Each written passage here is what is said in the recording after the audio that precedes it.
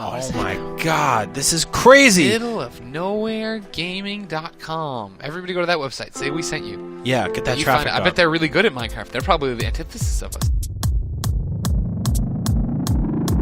This is the Middle of Nowhere Gaming Podcast.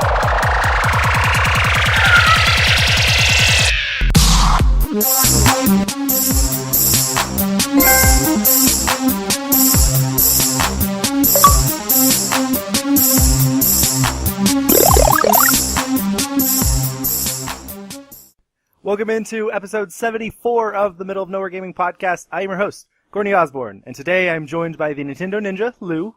Woo! And the Destiny Demigod, Miles. I don't have a quote for today because I forgot to look one up. Oh, fail. It just hit me. Never saw it just hit me. Okay, so as the last 2 weeks have shown, we are now streaming all of our podcasts. This is the first week we have a kick-ass template on it, like an overlay. And so you can see all this information and stuff. So if you're listening to the MP3 and you want to check out how cool we look, go to YouTube or go to our Twitch, which is twitch.tv/mongplays, and you will see our awesome faces in little bitty squares with all of our information around it and coolness. Right? Right? Yeah. Yeah. I mean, if that's what you want to call what we do. He put a lot of work into this. He put way too much work into a small did. overlay. I felt Everyone, applaud. 5 hours of work into this overlay. Oh my god, Oh, it was crazy. And then as another note, we don't have an episode of More Than the Score coming this week. They took a week off, and we'll be back with their next episode next Monday, so look for that. And then Lou, you want to talk a little bit about what happened last night? I thought we weren't telling people. Why aren't we? No, but last night we did the Ori and the Blind Forest stream. A lot of people from here, I'm looking at the chat, a lot of people were there last night, and thanks again for coming. I streamed Ori and the Blind Forest an hour after the embargo, and it was a ton of fun. Everyone showed up. We gave away a copy of Ori and the Blind Forest, and yeah, and thanks everyone for stopping by who is here from last night. We're going to make sure to do more giveaways in the near future, especially on release day. That was a lot of fun. Yeah, that was really awesome. I didn't plan on staying up and being there for the entire the entire Let's Play or whatever, or stream, and I ended up getting really into it, and I was like, oh, I'm totally going to stay for the full hour, because it was really fun being the mod for that. Right. But, yeah, so good job last night. That was really cool. Thanks. That's actually, I think, my first real Let's Play, or the one that I've hosted. So. And you had horrible mic problems. Horrible mic problems. Horrible mic problems. But that's okay. Just about everything you started to say, I tried to finish it on the chat for you. Tried to let people know, like when you were talking about your review or whatever, and it would just cut out or whatever, I'd be like, you could find his review here, and post it in there for everybody over and over. That's just going to be our gig. We're going to do that all the time. You made it into a fun little game. That's what you're saying. Is Emma is always Bay Emma as in Emma little sister? Lucy's little sister? Oh, that Emma? That? Is that the same Emma? Because we just said distinctly remember the UK having time a is sticker war. But anyways, okay. So before we get going, we typically talk a little bit about our weeks, what's been happening, what we're playing, and stuff like that. So if anything else, or has anything happened to you guys? No, she's not. And she's not my sister. Okay, so go on. I finally jumped into Helldivers. Oh yeah? What'd you think? Jumped into Helldivers? Yeah. Okay. Yeah. Did you dive into it? It's ridiculously fun. Like, I started playing at 1 a.m. one morning, and I stopped at 6 a.m., and I was suddenly level 10, and I didn't know what had happened, and I just knew I needed to sleep. So it's a great game. I actually really enjoy it. Awesome, yeah. Yeah. Lou, have you played it yet? No, I downloaded it. I got $5 free for doing some survey online, and I used it towards that. So I'm going to be streaming it soon. Ah, okay. Up until now, I've just been Oriing all the time. It's monopolized all of my time. Dude, it's so easy to mess things up in Helldivers. Yes. You can just do one thing wrong for half a second, and just the entire game is ruined. And because we streamed it the other day, and we were setting bombs to blow up some things, and Jake, our community manager, set up a bomb, and he didn't tell anybody.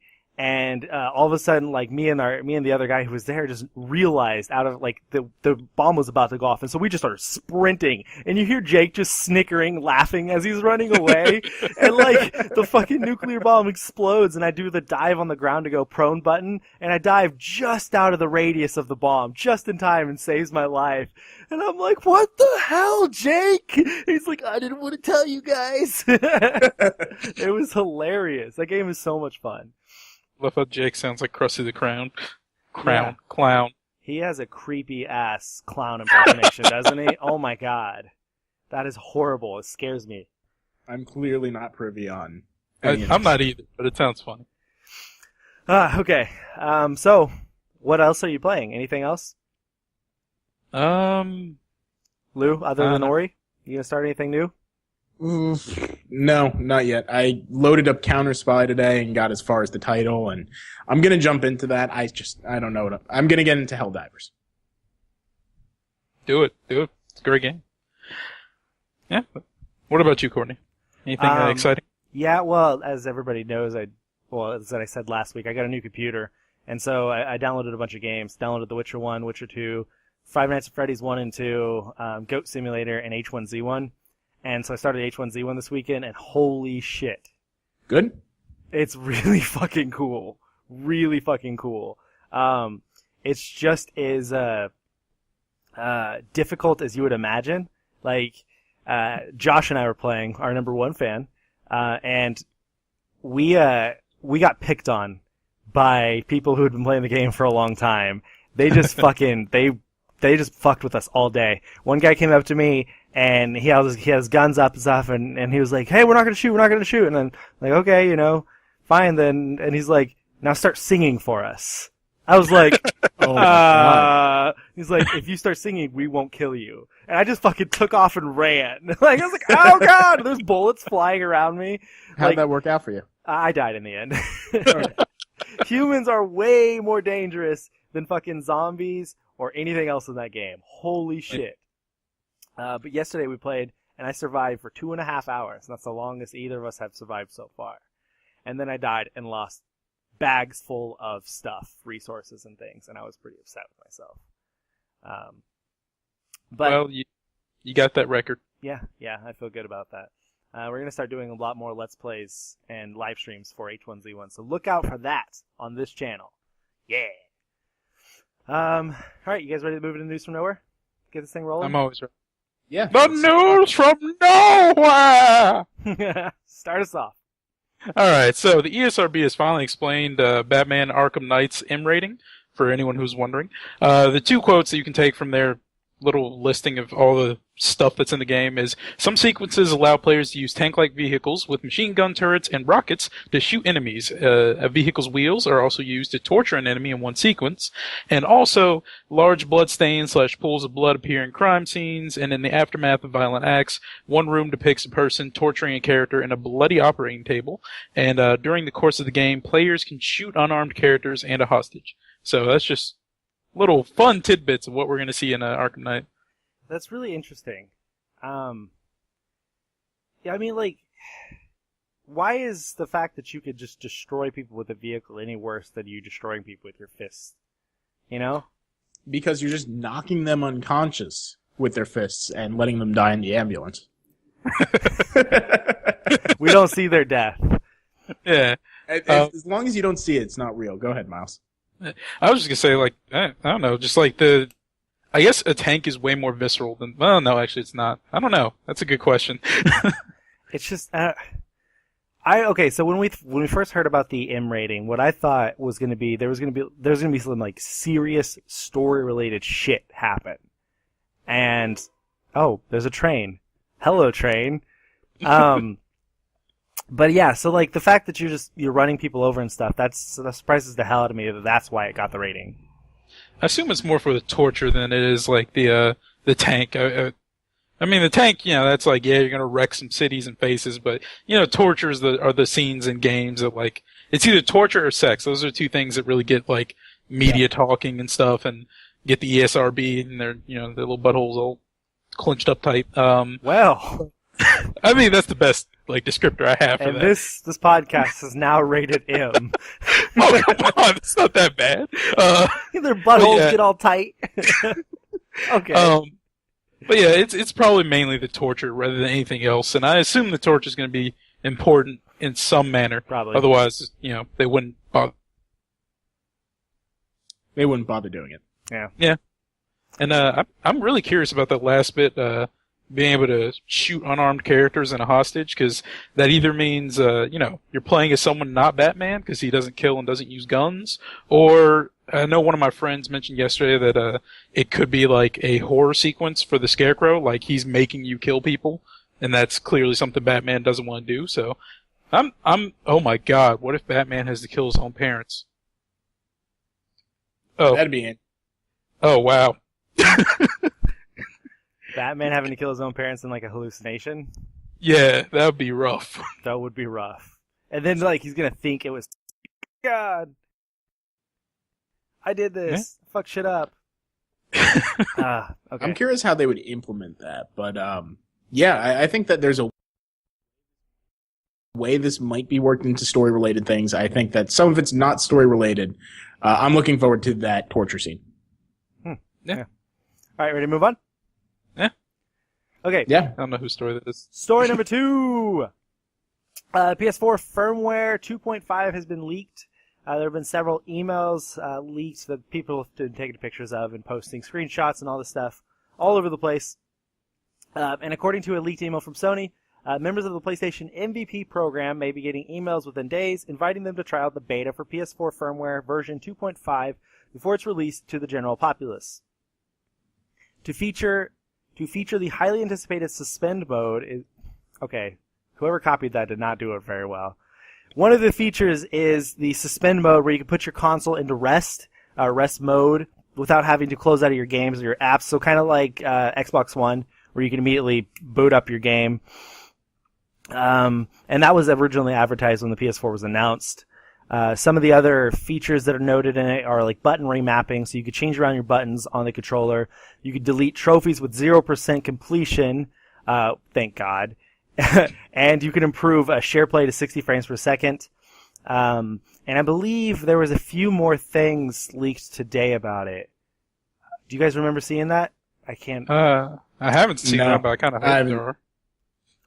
I will check it out. So you guys fill time. Sure. Go ahead.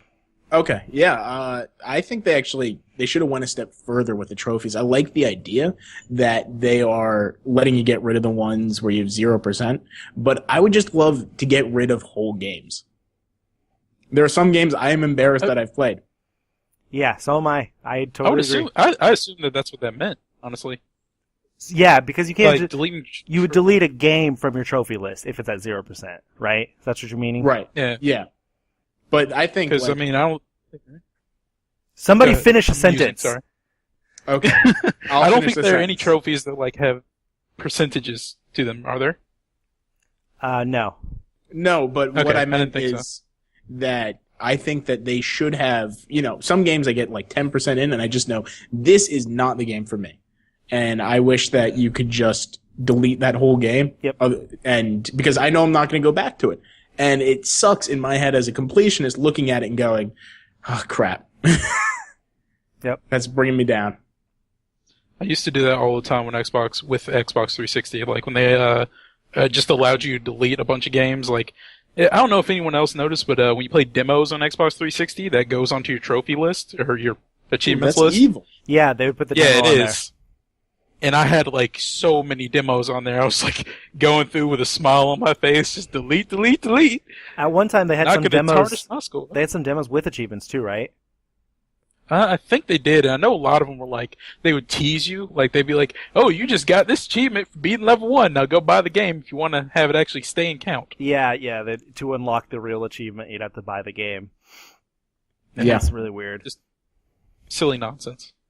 Isn't that kind has it- of how DC Universe Online works too? I believe you have to have a subscription in order to unlock trophies. Maybe. I I hope that's why, because like I spent a lot of time with that game. I didn't get any trophies, so maybe that explains that. I don't know. I think that may be right, because I think I remember hearing something about that whenever I was considering playing it, and I was like, well, if I can't get any trophies, never mind, because I'm not paying for shit. Right. But whatever. It's just like gouging you for something that, in the grand scheme of things, doesn't really matter. That's really silly. But has anyone tried SharePlay yet? No, I have not. I don't want anyone playing my games. Yeah. After that Destiny kid thing, I'm probably gonna be like, yeah, no, you can stay away from my Okay, game. so I barely heard about this. What is this? What's this Destiny thing?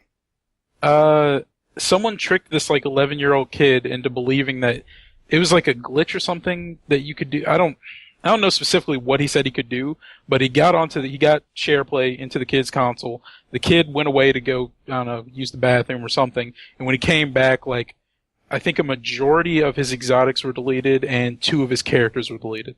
Oh my god. Wow. So it's like, yeah, that's rough. That's really rough. That is rough. Alright, I mean, life lessons. let's move on. Lou, you're up. Moving on. Valve is currently experimenting with VR technology. Kotaku spoke with Valve developer Jeep Barnett, and he said things are still up in the air for a Half-Life VR game. Barnett explained that dabbling with experiments like these can result in new games. For instance, Portal was conceived out of experiments with Half-Life assets. Valve has also experimented with using Dota 2 and Left 4 Dead assets. Is Half-Life a good fit? Is Left 4 Dead a good fit? Is a new franchise a good fit? I don't know yet, he said. We're really trying to cover the broad spectrum of what we could do, and then we'll start focusing on spearheading that. Along with that, news of the HTC Valve partnership to create the Vive or Vive, I'm not sure, VR headset was announced.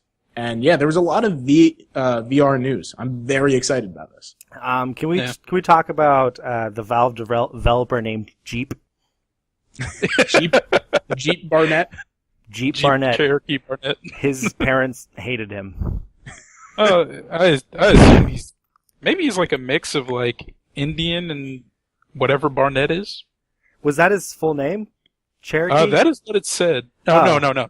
Not Jeep Cherokee. Oh, okay. Because That was a like, joke. I just simply see Jeep Barnett. I didn't see anything Indian related. No. Well, I mean, Indian is in like Asia, India, not like never Native mind. American. Oh. Maybe it's Jeep. Maybe. Who knows? I I'm got gonna you. look up a picture of him now. I'm curious. Don't go with that, guys. I just said the stupidest thing I could come up with, and you're No, like, we're gonna agree. It's Whatever. probably Jeep. Jeep. He actually looks like he's a mix of like Indian and someone that's Caucasian. Honestly. All right. Now we know. So he's a mestizo. So let's get back to the topic. Yes. Topic at hand. VR. Are any of you guys changing your mind? We already know kind of that you're not interested. There was news that it's coming out 2016, or at least we were expecting Project Morpheus to. They said it was coming out 2016. Mm-hmm. Do you think that's going to change your mind? Are we not already in VR right now? I feel like you guys are in my room with me. Oh. Whoa. Sorry, go on. I don't know. I tried out the Oculus Rift. There we go. Yeah. One of my friends, for whatever reason, has one of those, and I tried it out, and I wasn't feeling it. I'm just like, I have a very clear disconnect because there's this giant thing on my face. I'm not really enjoying this, and I don't see how this is going to be like. I don't see how personally I'm going to be able to play this like a game on this and really have fun with it. Yeah. I can see how other people might enjoy it, and I understand like the people who are like, I want to be on the bleeding edge of technology. But personally, it's just like I'm going to stick with my controllers. It's just like the same reason why I don't like the Wii, because I don't want to do this. Wait, okay, so is there such a thing as a bleeding edge? I meant cutting edge. Okay. Cutting bleeds. So I was like, worked out. cutting yourself bleeds. We're so far past the cutting edge. You are bleeding at this I was just bleeding all over the fucking place because I just cut the shit out of the edge. Right. What about the HoloLens? Do you remember the Microsoft HoloLens? I think that they said it's still kind of somewhat in development, even though it was just a tech demo when they were doing it. Would you be interested in something like that? It's still in development. It was a big thing, or in January they had a big conference about it. No, I'm not talking about that. Are you talking about the Room one? Yeah, The I full think room? there was. What was Yeah, that called? I thought that was HoloLens. That's but- not HoloLens. Sure, I saw news on it. HoloLens are the glasses or whatever. Right. But sad news about HoloLens. I just brought it up. The creator of it just died. Car crash? Something like that. I don't remember. Sorry. What is this like? Now, this is breaking topic a little bit, but like, what is it with VR creators and like them dying before their technology comes out? Because like the creator of the Oculus Rift, he died in like a gang shooting. He was like walking home and he died in a gang shooting. Dude, I know what's going on. This is Terminator shit right now. They're coming back. Yeah. Skynet, they're coming back and they're stopping it. They're like, no, fuck this. This is bad, guys. Don't do it. Yep. Government conspiracy. That's what I was thinking. Okay, so we have a question about VR. Steven asks, what price does a VR headset have to be for you to consider buying it? What do you think, Miles? I'm thinking like, for one, I'm gonna have to try it out first. Yeah. So yeah. 150 is probably the most I'm gonna go, and I know that's probably undershooting it quite a bit. Okay. So now, would you buy? Okay, so say they're all in the market now. We've got Morpheus. We've got HoloLens. We've got what's the other? Oculus. We've got the Samsung VR one. We've got like all of those. So what if the high name ones, the high product like Morpheus and Oculus, what if those are like $300 and Samsung is $150? Would you consider getting that one, or would you be like, I just really want Oculus or I really want Morpheus? Well, I would definitely consider it simply because like I'm gonna, with whatever I try out next in terms of VR, I'm gonna need to be like blown away to even convince me to want to spend any money on it. Like I'm gonna have to play something and actually feel like I'm there and not feel like, okay, I have a stupid thing on my face and there's probably someone making silly expressions at me and taking pictures of me looking like an idiot right now. So, I mean, it's just like, it's too much for me right now. If they make one that's like really, like, Google Lens, that's something I would have really liked to have tried out. Yeah, because it's not, it's there, but it's not invasive. It's just kind of sitting there. Mm-hmm. But, I mean, just right now, VR technology is too bulky for me. What about you, Lou? What price would be your selling point? What price would you buy VR at? I'd probably be comfortable at $249, and I would. Are you saying Morpheus, Oculus, that like the big name ones? Yeah, realistically, I want a Morpheus because I have PlayStation 4. My Mac is never going to run Oculus games, so yeah. I need it for the PS4. If they ship out Morpheus at $249, I'll be happy with that. If they ship it out at $299, I will probably buy it and begrudgingly love it. And anything more, it's a toss-up. I think they might need to give a game that really goes well with it. Mm-hmm. Now, we had another question in here, and from Aaron, he asked, any games you'd be interested in replaying if they were ported to a VR platform? Skyrim. That'd be interesting. Oh, actually, I thought of something. Has anyone heard about the vest thing you wear that like has the I think they're like light electric shocks. Yeah. That'd be interesting with Skyrim. Your character gets stabbed through. You're just debilitating pain. Right, Courtney, did you cut out? Can you hear us? Yeah, I'm here. Sorry. Okay. There we go. Yeah. Okay. Yeah, the mic just turned off.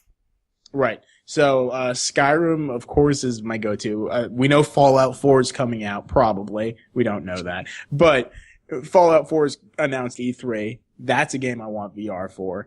Almost any game, because I just enjoy being in the world. If it's a three-dimensional action adventure game, The Last of Us I'd love seeing in VR. Yeah, anything where I could be in a beautiful world. Mirror's Edge. Mirror's Edge. Oh, that'd be fun. Yeah. Be scary as fuck. Go up to the edge of a building and just look down. Oh god, I would probably die. Also, there's a great game that I played at a conference, and it was I think it's called Keep Talking or We'll All Die or We'll All Explode. And the premise is one person, it's like a party game. One person has a VR headset.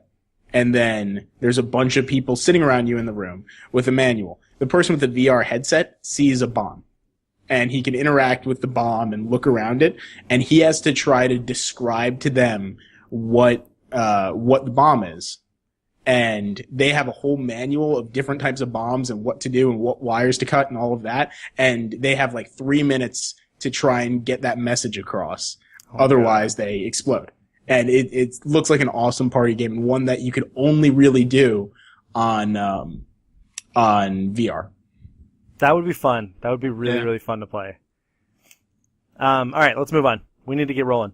Yeah. Number 4 on the story list, Dead Space. The Dead Space developer wants to return to the series. Visceral Games is about to launch Battlefield Hardline.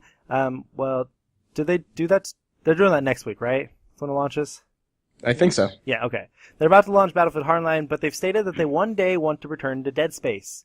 In quotes, many people here at Visceral have a warm spot in their heart for Dead Space, and right now we're busy with Hardline and other things. What are those, I wonder? But it's definitely something we'd love to look at again, said General Manager Steve Buscemi.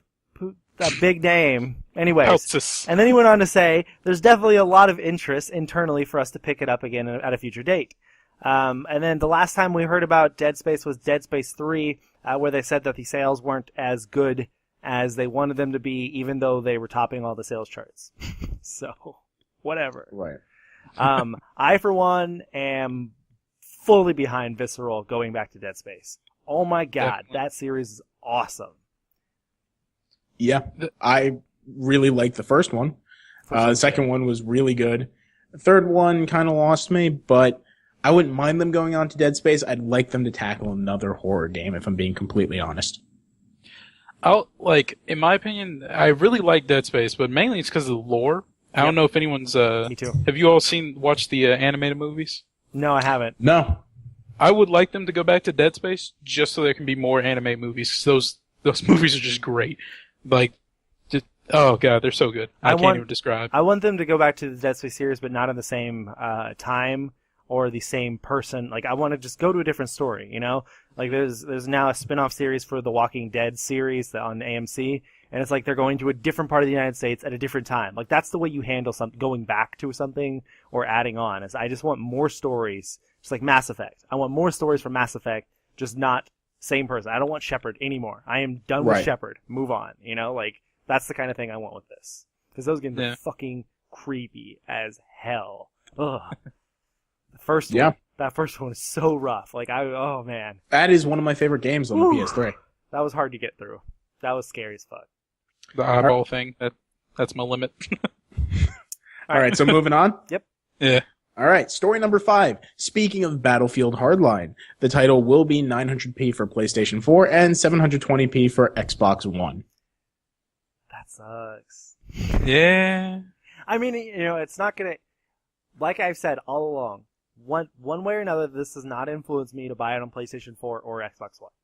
I don't care. I mean, it's a bad game, so that's fine. we played the alpha or the beta or whatever we played back in like June. That was awful. And not like it at all. And I don't think I would like the game no matter what happened to it. So I honestly think they should have just tabled the game for a long time. Maybe for the next dev cycle, work on another game until then. But there's way too much, cop and militarized cops and all of that. It's way too hot button of a topic. It seems like they haven't found out how to optimize things yet, and that seems like a very big thing that you want to get rid of. So yeah, I'm not going to buy this game. I was never going to buy this game. This isn't going to convince me. It's great that people know, for those who are interested, but I don't think that's any of us. Yeah. Yeah. No. I mean, yeah. Okay, let's move on. Buy Number 6. Rancid Beast. Okay, number 6. Xbox One's March update is now live. There's a full list of all the features. You can go find that on, I believe, basically every website, but you can find it on Major Nelson's blog, I think, and then the Xbox Wire and stuff like that. Some of the notes of the features that were added are the screenshots, so you can finally take screenshots. They added a suggested friends list, because everybody needs a suggested friends list like Facebook, right? So so we can all look up the next hottest girl that our friends know, so that we can all add them, right? Is that not what it's for? Come on. Well, it's even worse, I think, on PlayStation. I hate having so many friend requests. I love it when you're people who watch and you're Mong fans and all that, and I get Mongs in my messages, but really I get a bunch of Spanish people who I've never met nor plan to meet or play a game with. So, send me friend requests, guys, and I can start deleting some of these other people. Another feature is that you can share your name. There's going to be new ways to share your real name. There's going to be party chat enhancements, tile transparency. They're making it to where you can change different tiles and make them their levels of transparency. Voice search privacy, which is a setting to share voice search data to allow anonymous collection and analysis of voice data when using Bing on Xbox for search bar or the search bar. You can now report spam. I don't know have you had any issues with this, Lou? Like you said the thing about Spanish people. Have you not had the just random messages with links and stuff, like advertisements and stuff, show up on your Xbox? Oh, no, this hasn't happened on my Xbox yet. It's mostly been PlayStation. I get PlayStation spam every once in a while. I get PlayStation spam too, but I get Xbox spam way more. And it's annoying as hell. You have an old account, though, so that might be something to do with it. I'm brand new. Yeah, that could be it. And then the other thing is for some TV stuff in Australia. So... it doesn't affect us, but if you want to know, like I said, it's on every website. We're going to have a story up for it soon, so you can go check it all out there if you want it, or if you want to find out the full list. Like I kind of alluded to earlier, out of all this stuff, the suggested friends one is still like I don't care whatsoever. I do like the fact that we can take screenshots finally and share them. I do like the fact that they're making enhancements to party chat. You know, like maybe that had something to do with your stream last night, Lou. You know, Xbox's streaming of voice stuff has been not great. Oh, yeah. That could be it. Whether or not that affects the stream or it's just the party or whatever it is, you know, who knows. But the rest of it's all simple stuff. Right. Well, hopefully I know we already kind of talked about it, but hopefully their suggested friends works better than PlayStation's. Because I know on mine, I have many friend requests that I've turned down and deleted, and they pop up in my suggested friends. It's like, PlayStation, why you no listen? I think my favorite thing added here is the real name requests. Right? Didn't they say something like name sharing? Sharing your name. We're rolling out into new ways to share your real name with all of your friends or to everyone in the Xbox Live community. You can also continue to share your real name with select friends or no one if that's what you prefer. Yeah, I think that's better because I really only want to look at a list and say, okay, these are my friends from college, these are my friends from Mong, these are my friends in the gaming community and the Unlock community and all of this. Yep. So I like that. That is probably my favorite change. Yeah, I enjoy going through my PlayStation friends list and being able to go to M to find Miles, L to find Lou. You know, rather than having to find your PSN names, because I've seen so many goddamn PSN names over the years and so many friends with random PSN names that it's just like sometimes I'll be like, all right, now what was their username? I was like, I don't even remember. Like, where do I find it in the list of online? But I know everybody by their name, you know? So that's so much better. And I'm glad that it's coming to Xbox finally. Yeah. So moving on. Speaking of Xbox, Halo the Master Chief Collection Xbox One bundle has been announced. The bundle sets Xbox One's price back down to $350, and due to the MCC, Master Chief Collection, the bundle comes with 4 games. Halo Combat Evolved Anniversary, Halo 2 Anniversary, Halo 3, and Halo 4. This was something we've all been saying This should have been at release day for Master Chief Collection. I have no idea why it wasn't. Like, that just was stupid all along. It's stupid on a business aspect. I'm glad it didn't happen until now, though, because now they finally have a lot of the things fixed. Oh, yeah. That would have been really bad, is if people's first experience with Xbox One was putting in Master Chief Collection, going online, not working for 100 days. See, I was wondering if that was the exact reason why this is happening. Because I think it was either the end of last week or it was over the weekend when Phil Spencer and everyone at Xbox finally were tweeting, you know, everything's fixed with Halo, you know, everything's fixed with Master Chief Collection. It finally works. And then what? 2 days later, 3 days later, now the collection's announced. Mm. You know, like, is that the Right. reason? Were they holding it? It could be. I mean, I guess that's a good play on their part if that is the case. And I derped up and forgot to include it. That's going to be available at the end of this month. So for anyone who's wondering.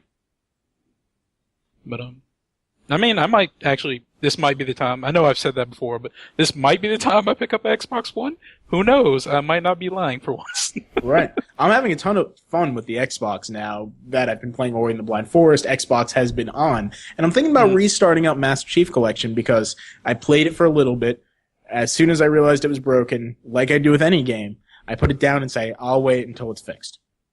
Did you just say Xbox has been on, like, not trying to turn your Xbox on with your Kinect? No, that's not the reason, but I'm sure that it would have happened. I'm checking to see if it did happen.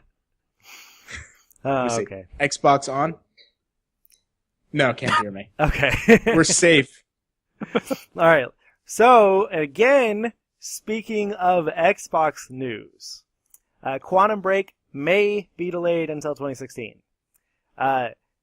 Day Jim, who said he was the Dutch community and social media coordinator at Microsoft, posted a rather telling tweet along with a blog post. His tweet said, "Some bad news, Xbox gamers. Quantum Break is likely delayed, coming early 2016. Jim himself posted a further clarification explaining that he's not yet sure and to consider it a rumor until official PR confirms it. His tweets, I'm going to read them all in a row, so it's going to sound like one long-ass message, but it's not. Okay.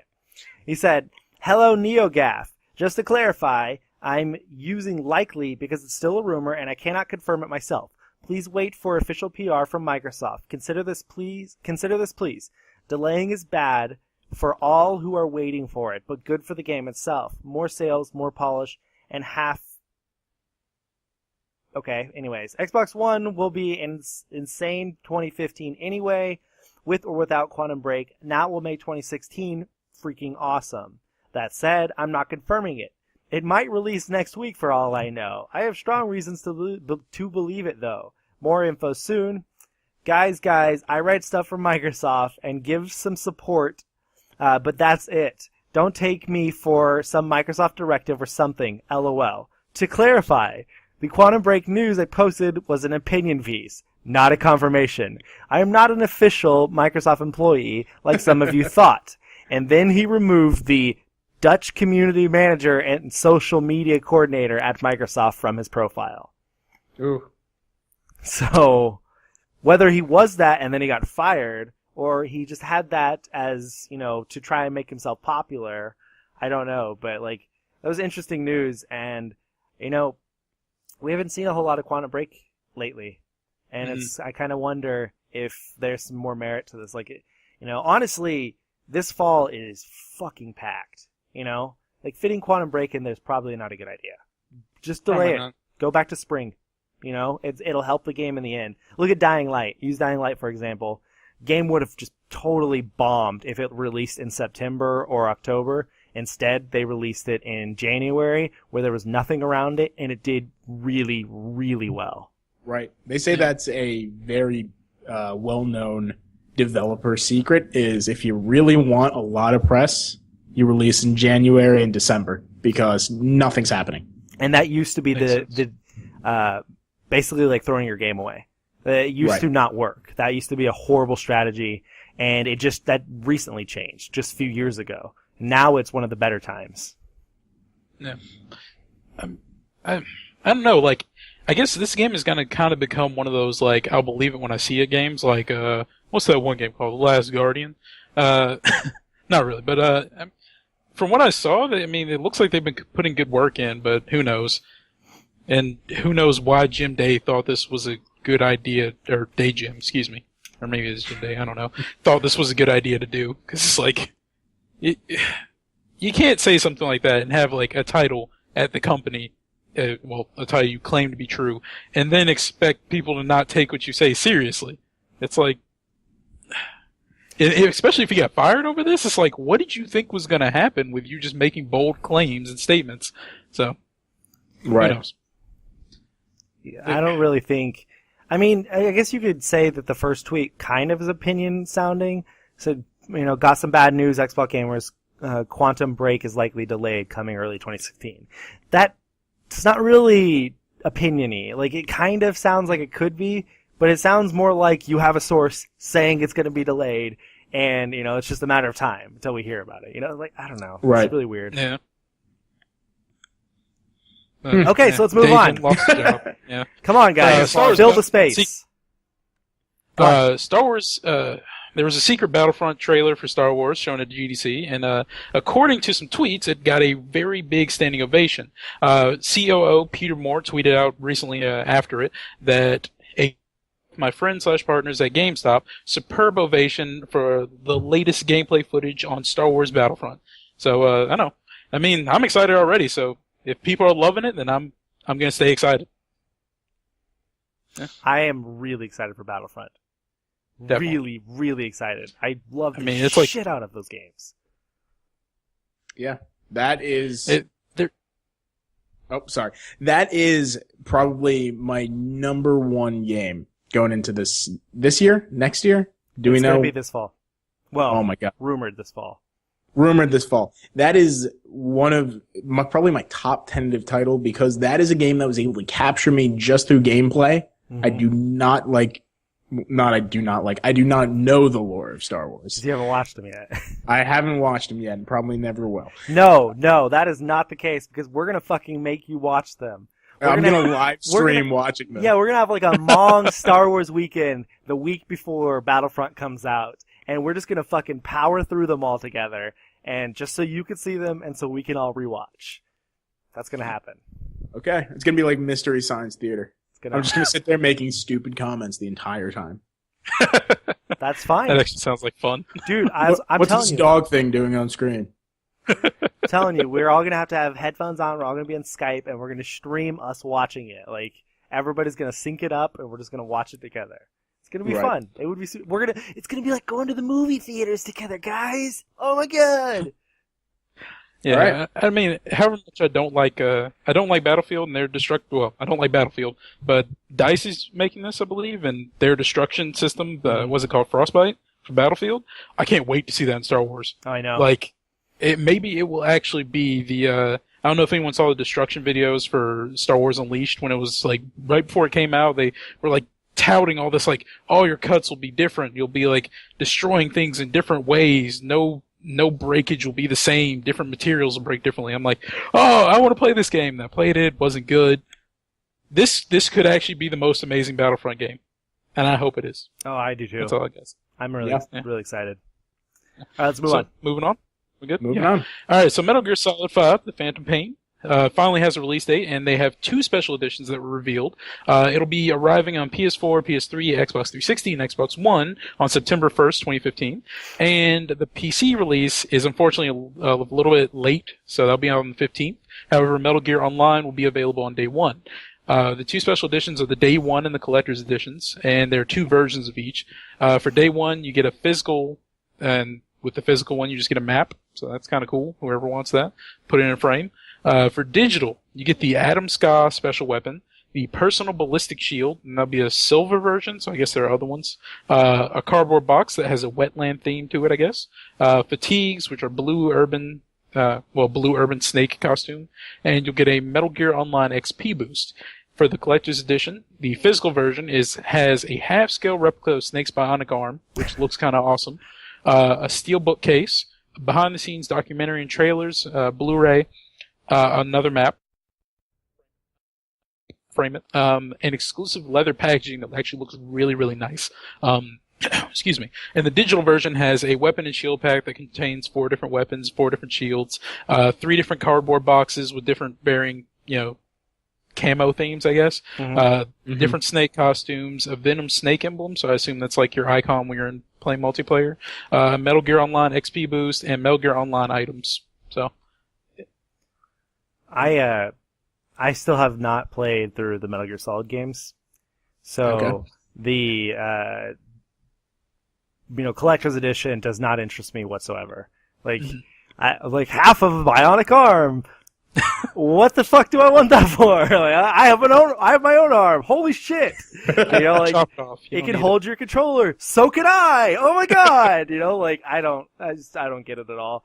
Right. However, that being said, you know, not really related to the collector's edition whatsoever. But as I was talking with some of our team members about last week, I believe that this summer I'm going to purchase all of the Metal Gear Solid games and I'm finish. So that I can actually play them and be able to know what the fuck's going on, but, well, hopefully know what the fuck's going on. You won't know by what's the happening. time I get to Metal Gear Solid 5. I've heard nothing but just like, this is the most confusing thing. It's like Inception times Inception, you know, like it's really, really, really difficult to understand. And I'm like, I want to do that. I want to play this. I want to know all of it. So this summer, look out for that. Hopefully I will still be motivated to do that because I want to play Metal Gear Solid 5. But I don't want to play it without knowing what happened beforehand. And if that doesn't work out, if you Watch can't the play the movie. games, we're going to watch the movie and we're going to do the Mystery Science Theater for that. That would probably be a way better Mystery Science Theater. I'd be like, what the fuck was that? What just happened? Is his arm talking? That happens. Surprise. Oh. It would either be really good, because, you know, it's just like a lot of what the hell, what's going on here, or it'd be horrible because everyone's just sitting there just, well, but the thing with the clones and the, what? Hey, Right. hey, I have to comment that Lucy, Assassin's Creed is not as fucking confusing as what No. I've heard Metal Gear Solid is. Assassin's Creed has a straightforward story. It's outlandish, but it's very straightforward. It's very easy to follow. Yeah, Metal Gear Solid. Also, I don't know if you thought about this. Make sure you're playing them in order, because you know they're not chronologically in order in their release dates. But beyond that, that's my only suggestion. Would you want me to play it as release date order or chronologically? No, Release date. chronological. Absolutely. What? Release date? Oh, see, you guys have different opinions on this. All right. No, the reason you have to do it release date is because that is How everyone else experienced it. how everyone else experienced it, and you're not going to understand why references are fun and interesting and important if you don't do it in that order. Otherwise, it's like, oh, no wonder that he's there. You know, the half of the surprise and reveals of the story plot are there because it's in a mixed chronology. Yeah. I understand that. I can see that. Yeah, see, okay, has anybody watched The Melancholy of Haruhi Suzumiya? Nobody's seen that, right? No, It's an anime. I've not. And it was released out of order. So it was like 12 or 13 episodes, I believe. I don't even remember. Maybe the first season actually went to 24. But it was released completely mixed up. Just completely out of order. It didn't make any fucking sense. And one of the big things online is the debate, do I watch them in order as they were released, or do I watch them chronologically? Because somebody chronologically ordered them, you know? They were like, okay, so you need to watch 12 and then 1 and then whatever, you know, they had the order. And I took the route of playing it as chronologically. I was like, I want to know what's going on. Like, I want to understand. Like, I don't want to be confused. So this will have to be a game time decision. Yeah. Go ahead. Well, I was going to say, you got a few months to think about it.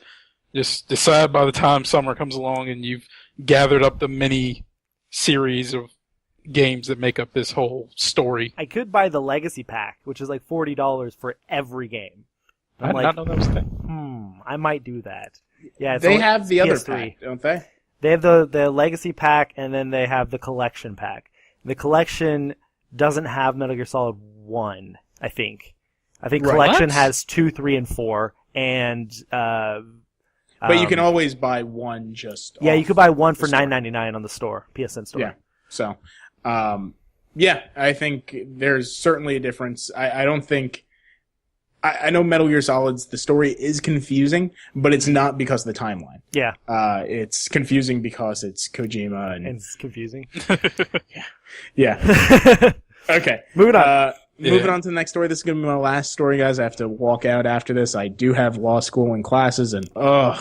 But anyway, number 11. Blizzard announced the next Hearthstone adventure, Blackrock Mountain, at PAX East. The new adventure will push players into the middle of an epic conflict between clashing forces, fighting to control the titular mountain, with new minions and enemies to face. 31 new cards are being added to the game. Across the 5 wings, exactly like the Curse of Naxxramas, there will be 17 new bosses.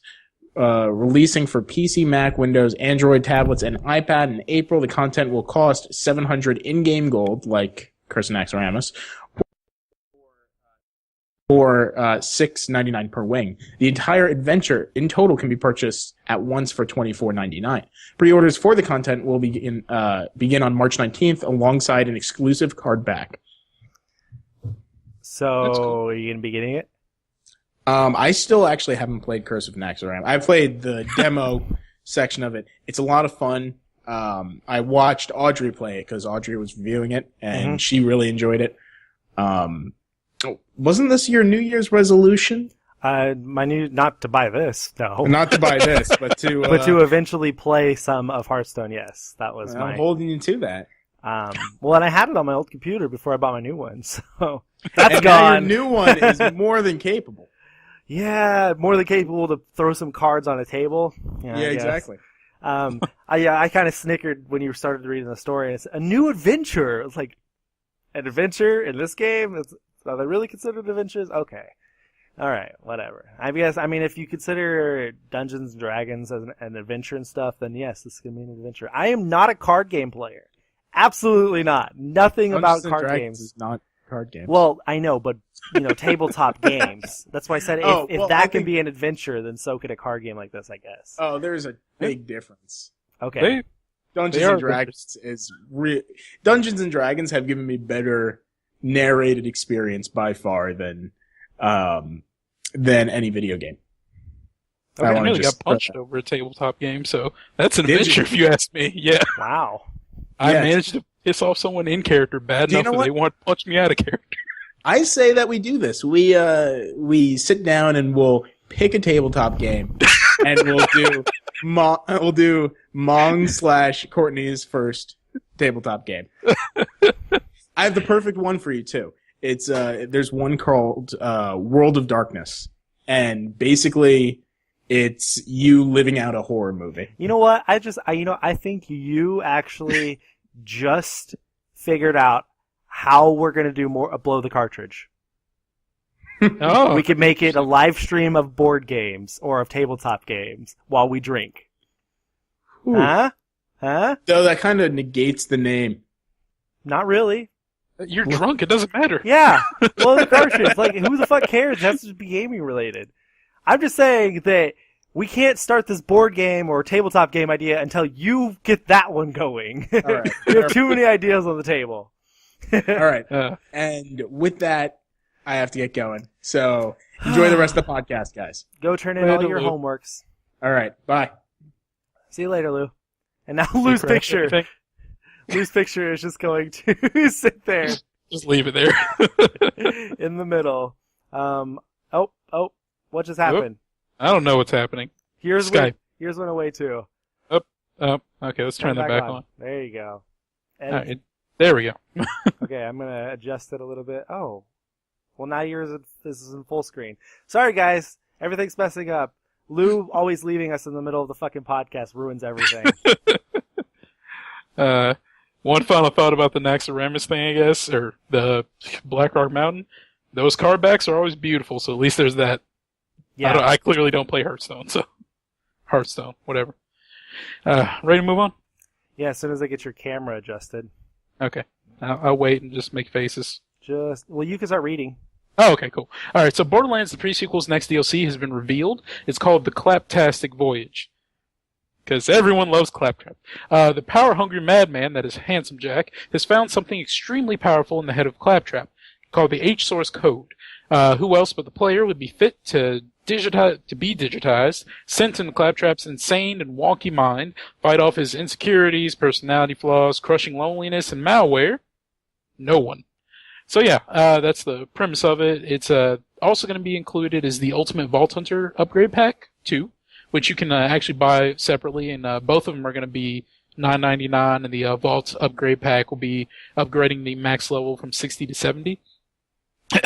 And the Season Pass is still available for $30 if you think that's a better price, considering you're getting all the other DLC on top of the Ultimate Vault Hunter Upgrade Pack as well as Claptastic Voyage. God, that is a tongue twister. Yeah, it is. I'm kind of dead to Borderlands, so I mean, like in the same vein as I don't want to play this, I admit they make some of the best DLC in my opinion in terms of like kind of spicing things up. Like what was the one for Borderlands 2? Tiny Tina's Adventure or something? Yeah, You remember? yeah. Whatever that one's actual name was, like that was great. That completely flipped the the flavor and flipped the flavor of the head on its game. It went from like futuristic Deadlands and post-apocalyptic to, well, not post-apocalyptic, but it went from that to like fantasy, and that's great. Any DLC that can do that and just completely change the game is great in my opinion. So I'm honestly really excited to see more about Claptastic Voyage. Like, I kind of hope it turns into kind of like Tron, because that'd be just hilarious. You think if it was like Tron? Yeah, because like you're going into a computer technically, so a crazy, annoying as sin computer, but still it's a computer. So that'd just be like really interesting to see, just like your character running around in a Tron outfit. I don't know who the characters are for this one, so I still think it's so funny that you hate Claptrap so much. He just annoys me so much. Like, I feel so sorry for him because he is really lonely and he's a pathetic character, but I hate him so much. That's weird because I know everybody loves Claptrap. Like I didn't really like him. Was he in Borderlands 1? Mm-hmm. Okay, he was, right? I'm pretty sure he was. I didn't play much of 1 though. Okay, because I think he was, and I didn't really like him until Borderlands 2. And because I just remember he was so funny at the little town you get to eventually, and like his quotes about finding his secret stash and stuff like that, and they had a YouTube series where it was like behind the scenes with Borderlands 2, the Claptrap Diary or something like that. Those were hilarious, and it was like he was the director of the series, the star of the show and stuff. And he's a great character and a hilarious voice and just a hilarious personality. Yeah, it's weird. Like I do feel, like I said, feel sorry for him. I admit, like some of the things he's made me laugh. I'll be honest. Like I've laughed just because some of his lines are just great. But in all of the good things I see in him, it's just like everything else just crushes me, and I'm just like, why are you here? Yeah. I don't know. I'm not going to be buying this DLC. It's one of those things. It takes a lot for me to buy DLC. It takes me to really, really enjoy a game. And being is that I couldn't fucking even come to buy the pre-sequel itself on PS3 or Xbox 360 or anything, like I just was like, no, there's no way. And so even though it's coming to PS4, it's not going to be one of the DLC I buy. That and the fact that I bought the season packs for Borderlands 1 and 2, and I didn't play like any of them. I started the first one and I never played them again. Never played any of the rest. And I was like, I have every one of these still, and I'm just never going to play them. Yeah. I don't know. Borderlands is a charming game, but my time is done with it unless they like drastically change things. Yeah. Which I don't see happening. But ready to move on, I guess? Yep. Last story? Yep, last story of the day. So, PS4 and PS Vita are finally set to release in China on March 20th. They were supposed to release on January 11th, but due to various circumstances, the launch was suddenly postponed just a few days before the scheduled date. There's release titles for PS4 are going to be Dynasty Warriors 8 Extreme Legends Complete Edition, one of those long titles, King of Wushu, Free Early Access Edition. What is King of Wushu? It's a game that's like endorsed by Jet Li. It's like an MMO, actually. I've seen like the advertisements.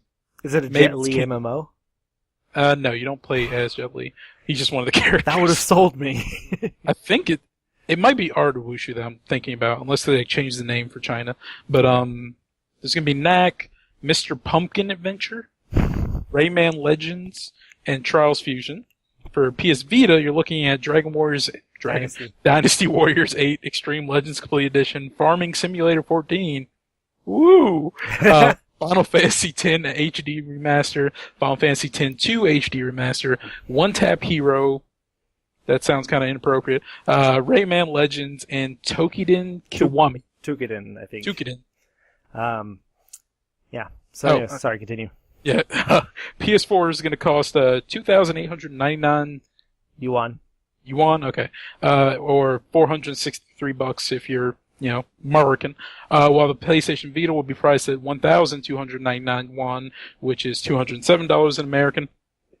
United States dollars, and will be available only in the new model, so the Slim, that's really nice.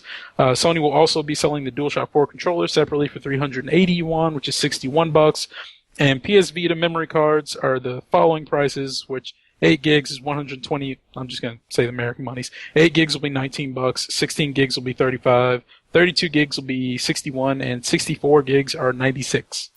So the prices for the consoles themselves, not that bad. No, not at all. $463 American dollars for the game and the console and 6 different games, and then $207 for the Vita and 8 different games. It's just like, damn, or 7 different games. My bad. Let's be honest, one of those isn't going to count. Farming Simulator. Yeah. Yeah. And honestly, well, a lot of that stuff on the list doesn't count for me. But I mean, that release. That roster is kind of bad, in my opinion. Like, considering all the games that are already out, like, I understand they have to do translations or subtitles and stuff, but I feel like they should have gone with, like, a stronger starting roster. Yeah. But and I had a really horribly racist joke to make about Farming Simulator, and that I'm gonna make it anyways because I have to say it. Do you think they're giving Farming Simulator away for free to help them learn how to make rice patties?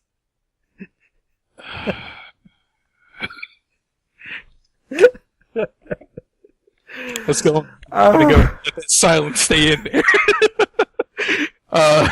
But yeah, this is great because I don't know if for any of our listeners or viewers who don't know, China's been having like a weird time with video games recently. Like they were banned up until earlier last year, I believe.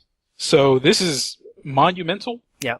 Kinda. So, for anyone who's wondering why this matters or why it's coming out so late, that's why. It's going to boost PS4 sales significantly, absolutely significantly, because China is the most populated country in the world, and they just need, like I said like a year ago when we had a conversation about this, all you need is 1%, even less than that, of the entire population, and that is a huge boost in sales. Enormous. But, yeah, so anyways. So, good for China. Happy you all are finally going to be joining us. Yep. I guess. Joining our games. One farming simulator at a time. All right, so let's move into the listener questions. Now is the time when everybody in the chat can submit any question about video games they want, or if you have some random question you want to ask that's not going to take us forever to talk about. Just get into whatever questions you can, and we'll try to answer them. But before we go through that, we have one question submitted by our faithful listener, Tunde, who was here earlier on the stream, I believe, and then had to duck out because of class or something. But he sent us an email at contact.mong@gmail.com where you can send us questions every week if you want to that way, or you could show up for the chat and post it in the Twitch chat. But the question Tunde asked is a long-ass one. But he starts it with the question and then answers it himself, answers his part of it. So that's why it's so long. His question is, what is your most favorite and least favorite announcement from GDC and PAX? His was getting raw, unedited footage of Final Fantasy 15 that showed how the combat works, and his least favorite thing was a Steam machine reveal. The machines are overpriced, and some hide important information, what specs they are. For example, the Alienware Alpha does not have any information on what graphics card it's running. Also, I think Valve is appealing to the wrong market since Steam machines are PCs, not dedicated gaming console, and console-only gamers just want to play a game without having to worry about drivers and graphics settings, which the Steam machine does not provide. Yeah. So, interesting. Miles, what was your favorite thing coming out of both GDC or PAX, or PAX? God, I don't even know. Honestly, not a lot of the news really stuck with me, and I barely know what happened at GDC. Yeah. So I'm just gonna stick with the one bit of news from PAX that I remember, which was the Hisanko? I don't know, the new Killer Instinct character reveal. I think she looks awesome. And I'm a big fan of just sitting back and watching like a competitive fighting game. So yeah. I think she's gonna add a new dynamic to the game, but then again, I'm not a seasoned veteran, so I could just be talking complete nonsense. But that was my favorite reveal because that's the one that I remember. Yeah. Also because it's horrifying, and I like horror movies.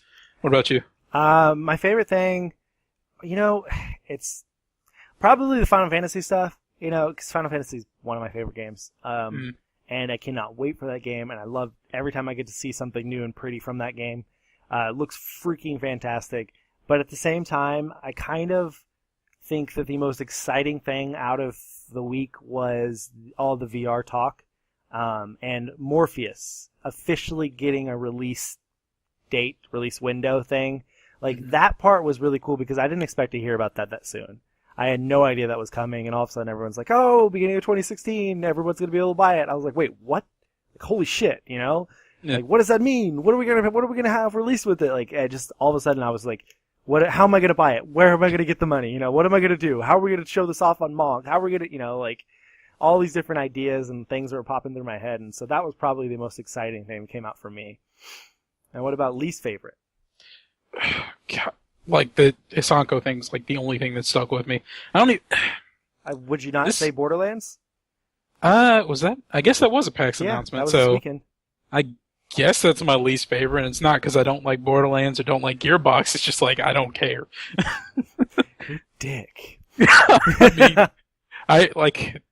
Oh, they don't even have one of my favorite like comedy writers anymore. So I don't care about them. Fair enough. So what was your least favorite? That's interesting.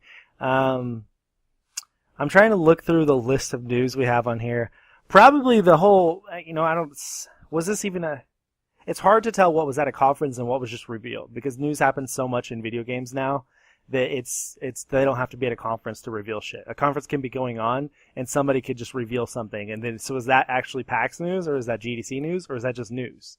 Yeah. So it's a little bit wonky in that sense, but the least favorite thing for the past week, I had two of them that I really didn't care for. One was the whole Will Wheaton going to be Abe Lincoln and Codename Steam. I was like, who gives a fuck?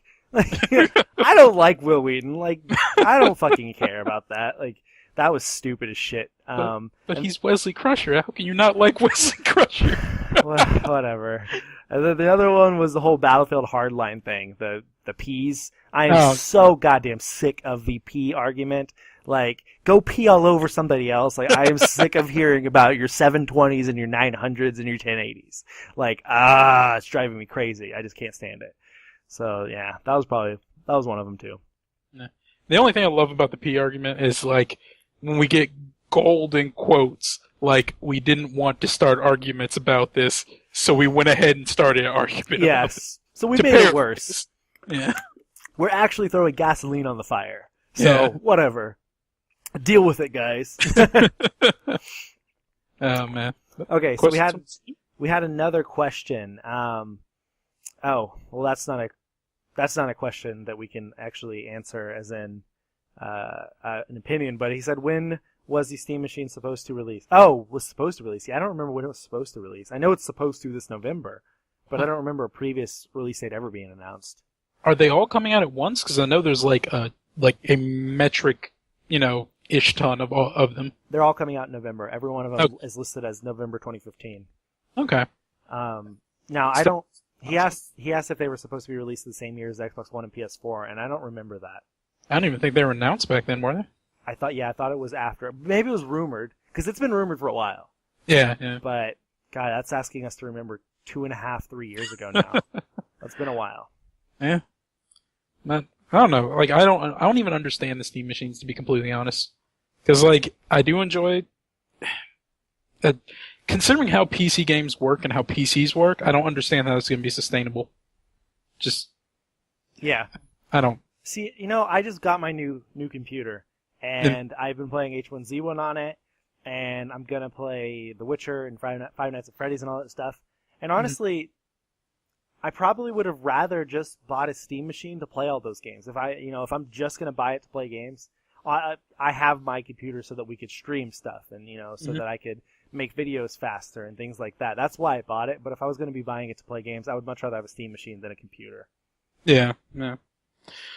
I don't know. I'm not the set market. I have my computer, so Steam machines can do whatever they want. I don't care. Yeah, for sure. Yeah. All right, so it doesn't look like we're getting any more questions, so we're going to move on to the game releases this week. Sounds good. As usual, we start out with PlayStation, and On PlayStation 4, we've got DMC, Devil May Cry Definitive Edition, Far Cry 4, Valley of the Yetis DLC, Hotline Miami 2, Wrong Number, which is a 3-way cross-buy, Resident Evil Revelations 2, Episode 3, Scram Kitty DX, which is a cross-buy game, and then The Evil Within, The Assignment DLC, which I will fucking be playing this week. I cannot wait for that. I cannot wait for that game, or that DLC.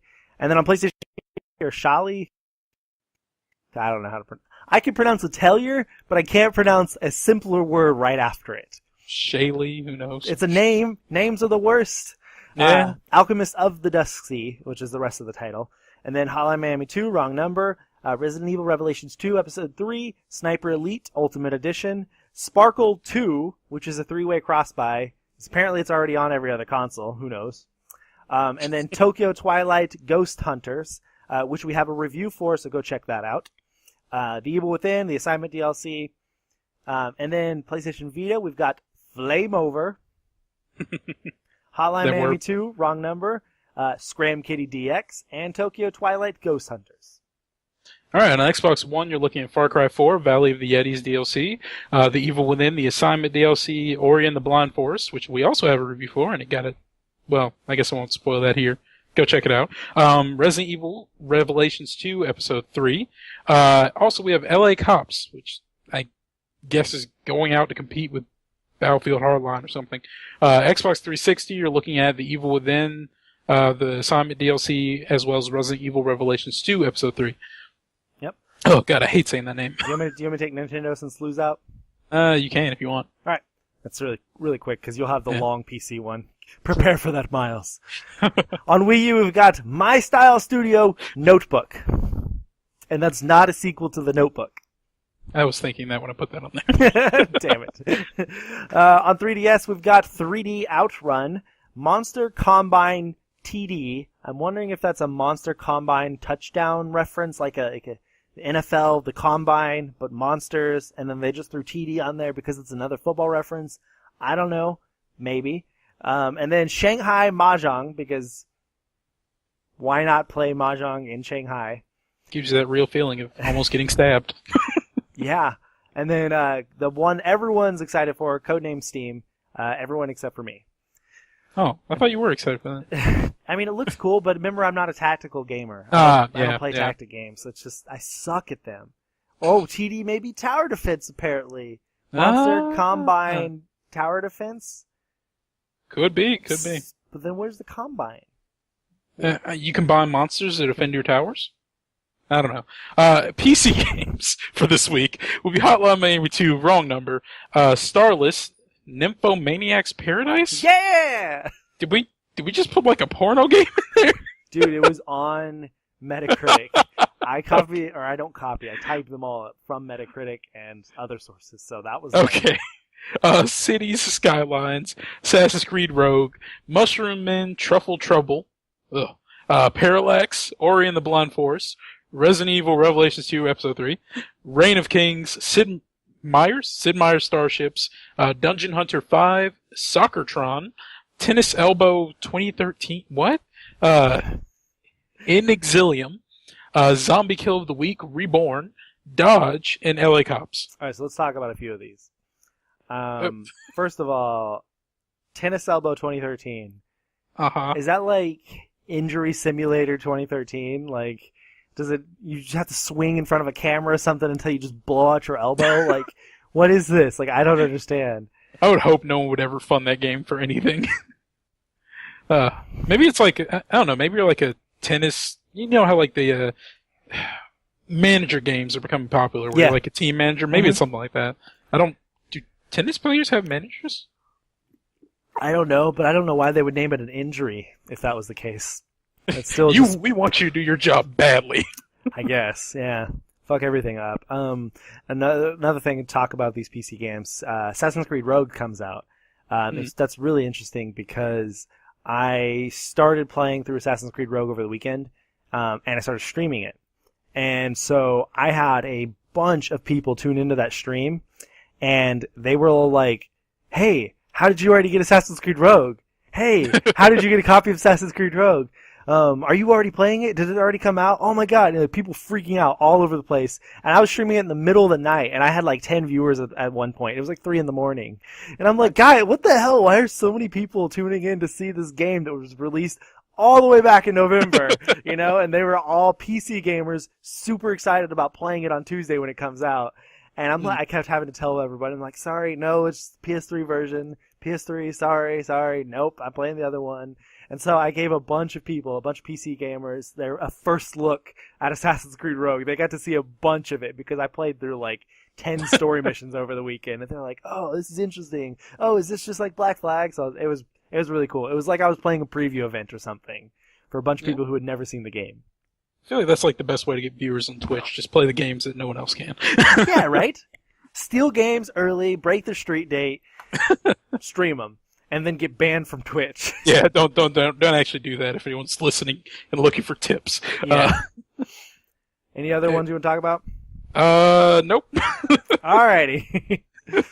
That wraps up episode 74 of the Middle of Nowhere Gaming Podcast. As like I said at the beginning of the podcast, I'm going to repeat now, we are going to start streaming the podcast every week. Hopefully we'll have less issues going forward. Hopefully it won't take us an hour to get started like it did today. Hopefully Lou won't have to leave in the middle of every damn episode. Hopefully we won't have any more audio issues, all that stuff. Hopefully all that's going to be starting to get fixed. We're going to work out all the kinks over time, so thank you for sitting with us. Thank you for putting up with all of these technical issues. We're going to be recording it every week on Tuesday at 2:45 p.m. Central Standard Time. That'll be our estimated start time.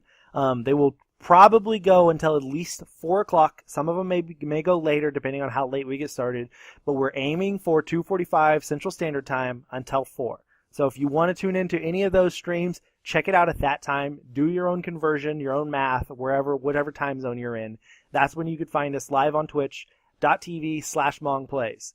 If you have any questions, you could either send them to our email at contact.mong@gmail.com, or you could tune into the chat, the Twitch stream. During the stream, you can ask us questions. We ask that you ask questions about the news stories as we're going through, or you can ask them during the listener questions section, when that's where you can ask just about anything. You can find us on Twitter by searching for @mong.com.